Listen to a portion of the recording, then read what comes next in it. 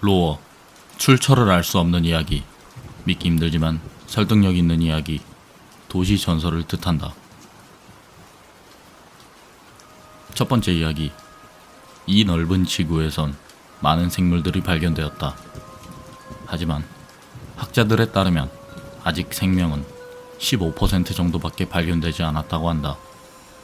그렇다면 나머지 85%의 생물들은 어디에 있는 것인가? 두 번째 이야기.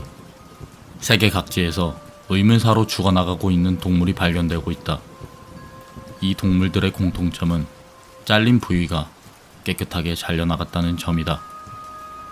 신문사가 이에 대해 이런 사건이 제일 많이 발생한 미국 정부에 이의를 제기했으나 미국 정부는 아무 언급도 하지 않고 있다. 세 번째 이야기.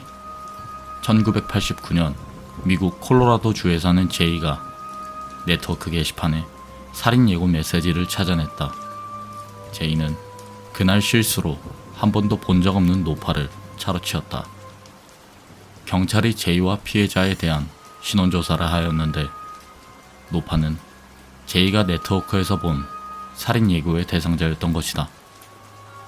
하지만 네트워크를 아무리 조사해도 제이가 말하는 게시물은 존재하지 않았다. 제이는 대체 무엇을 본 것일까? 네 번째 이야기. 2차 대전 직후의 이야기다. 중국 연역촌 근처 삼림지대에서 미확인 생물체의 발자국이 발견되었다. 중국 정부의 조사대가 파견됐지만 엄중한 감시에도 불구하고 발자국은 증가하기만 했다. 1960년대에 들어 다시 본격적으로 조사가 시작되었다. 이번엔 감시 카메라를 이용한 조사가 이뤄졌는데 녹화된 테이프에는 놀랄 만한 것이 찍혀 있었다. 아무것도 보이지 않는 가운데 발자국만이 지면에 새겨지고 있었던 것이다. 다섯 번째 이야기. 1966년 2월 4일 홋카이도 치토세 공항을 향해 승용차로 주행 중이던 가족이 있었다. 공항까지는 거의 외길인데 계속해서 나아가던 중 어느 사이엔가 역주행을 하고 있었다. 몇 번이나 방향을 바꿔도 원래 장소로 돌아가 버려서 결국 예약한 비행기를 놓쳐버렸는데 그 비행기는 하네다 전 일본항공에서 처음으로 일어난 사고기체였다. 여섯 번째 이야기. 벨기에 북부에 실종의 숲이라는 곳이 있다. 그곳에 가면 반드시 누군가가 사라진다고 한다. 현지 사람들은 극히 두려워하며 가까이 가지 않는데 어느 일본인 대학생 그룹이 놀이삼아 그곳에 갔을 때 일이다. 숲에 들어갔다 나온 후 그들 5명은 일단 사라진 사람이 있는지 확인했다. 결국 아무도 사라지지 않았다고 안심했지만 귀국할 때 누구의 것인지 알 수 없는 낯선 일본 책가방을 남겨두고 와야 했다. 일곱 번째 이야기. 프랑스 남부 캄브레에는 깨끗한 물이 샘솟는 우물이 있었다. 수량도 풍부해서 마을 사람들은 그것을 오랜 세월 매우 편리하게 사용했다.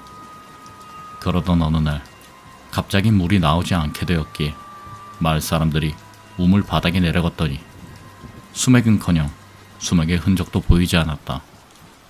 다만 돌로 된 바닥이 모습을 드러내고 있을 뿐. 대체 마을 사람들은 무엇을 마시고 있었던 걸까? 여덟 번째 이야기.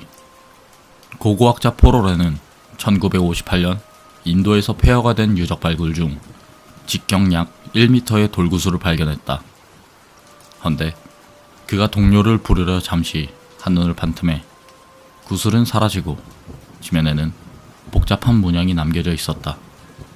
3일 후 인도 니자마바드의 광장에 같은 것이라 추정되는 구체가 아침 일찍 갑자기 출현했다.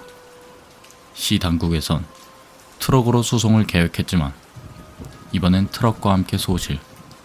사라진 그 자리에는 같은 문양이 바닥에 그려져 있었다. 아홉 번째 이야기. 1995년 한국통신기술연구소는 놀라운 조사 결과를 내놓았다.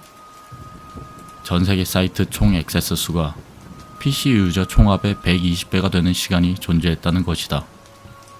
한 대마다 평균적으로 액세스 숫자를 할당해도 당시 PC 스펙으론 한 번에 보는 게 불가능했다. 그렇다면 도대체 누가 섞여 들어온 것일까? 10번째 이야기. 6월 어느 날 영국의 의원 처치의 회정 시기가 8시 20분에 갑자기 멈춰버렸다. 시간을 알 수 없게 되었기에 그는 서둘러 의회로 갔다. 의회에 도착해서 그곳의 시계를 보니 바늘은 정확하게 8시 20분을 가리키고 있었다. 그 순간 그의 시계가 다시 움직이기 시작했다고 한다.